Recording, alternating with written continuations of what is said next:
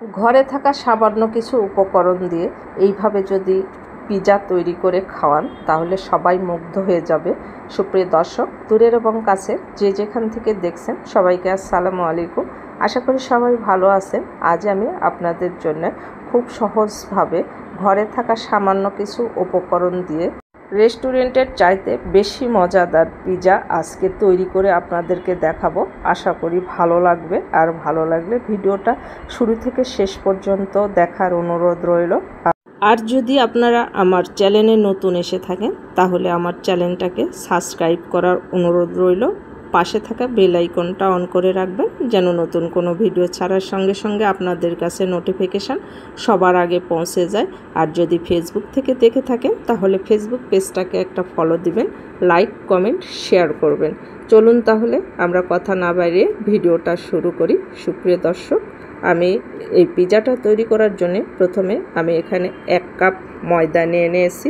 এখন দিয়ে দিতে হবে হাফ চামচ ড্রাই ইস্ট, 1 চামচ চিনি, হাফ চামচের কম লবণ, 2 চামচ দেব গুঁড়ো দুধ। এখন শুকনো উপকরণগুলোকে হাত দিয়ে ভালো করে মেখে নিতে হবে।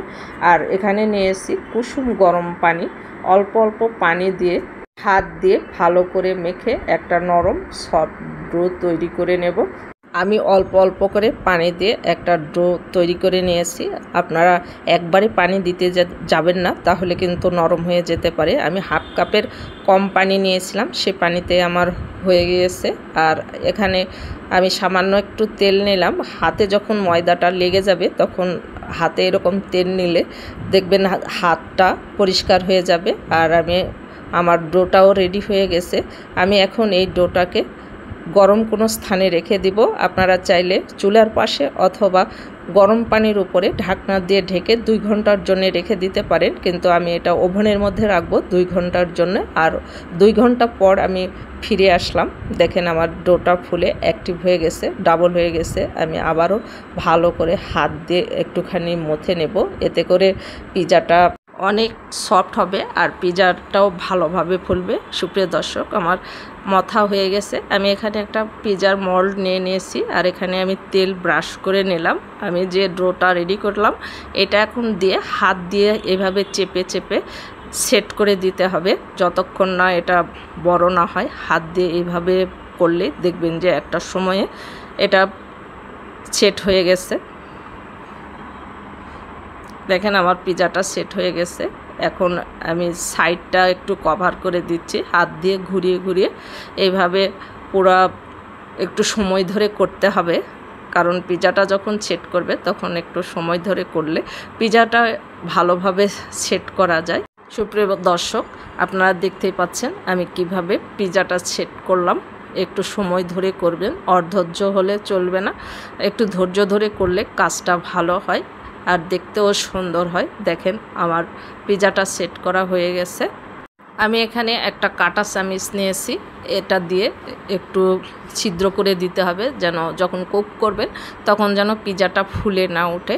আমি চামিচ দিয়ে ছিদ্র করে নিয়েছি। আর হাতের কাছে যদি আপনাদের পিৎজা সস না থাকে তাহলে টমেটো সস দিয়েই আপনারা এটা করতে পারবেন, কোনো টেস্টের কোনো এদিক সেদিক হবে না। আমার হাতের কাছে পিৎজা সস নাই, আমি টমেটো সস দিয়ে আমি ব্রাশ করে নিলাম। এখন তার উপরে দিয়ে দিতে হবে অরিগানো। পিৎজার ফ্লেভারটা পাওয়ার জন্যে আমি অরিগানো দিয়ে দিলাম।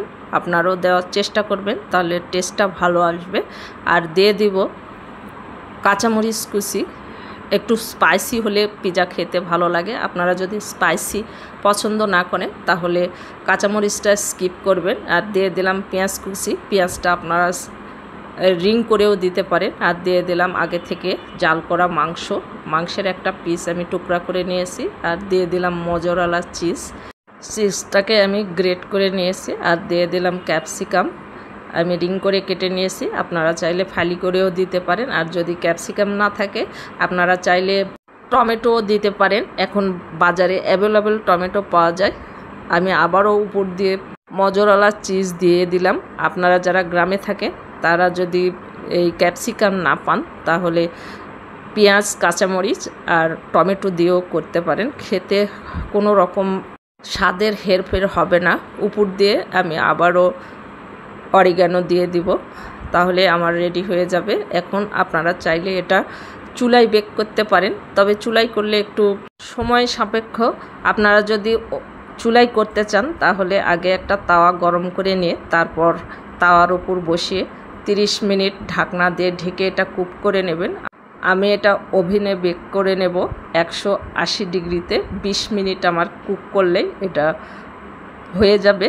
তো চলুন আমরা ওভেনে বেক করি। দেখেন আমার পিজাটা রেডি হয়ে গেছে, কতটা সুন্দর হয়েছে। আমি ওভেন থেকে বের করে আপনাদেরকে দেখাচ্ছি। দেখেন কতটা সুন্দর আর কতটা লোভনীয় আর কতটা আকর্ষণীয় হয়েছে। একদিন হলেও আপনারা বাসায় ট্রাই করবেন, ট্রাই করে কমেন্টে আমাকে জানাবেন যে আপনাদের কাছে কেমন লেগেছে। আশা করি ভালো লাগবে। একটা পিজা যদি আমরা বাহির থেকে কিনতে যাই তাহলে দেখা যায় যে এইরকম একটা পিজা কিনতে গেলে 800 থেকে 1200 টাকা লাগবে কিনতে। আর সেটা নিয়ে আসলে বাসার কারো দেখা যায় যে তৃপ্তিই হয় না। আর একই টাকা খরচ করে আপনারা 3টা থেকে 4টা পিজা বানাতে পারবেন আর সবাই তৃপ্তি সহকারেও খেতে পারবে। একদিন খরচ করে একটু পরিশ্রম করে এইরকম ফ্রেশ খাবার আর তৃপ্তি সহকারে যদি খাওয়া যায় তাহলে নিজেরও ভালো লাগে আর বাসায় ছোট থেকে বড় সবাই পছন্দ করবে আর খুশিও হয়ে যাবে। তো ভালো থাকবেন সবাই, পারলে আমার জন্যে দোয়া করবেন, একটা শেয়ার করে দিবেন। আপনাদের একটা শেয়ার আমাকে অনেক দূর এগিয়ে নিয়ে যেতে সাহায্য করবে। আল্লাহ হাফেজ, দেখা হবে নেক্সট ভিডিওতে।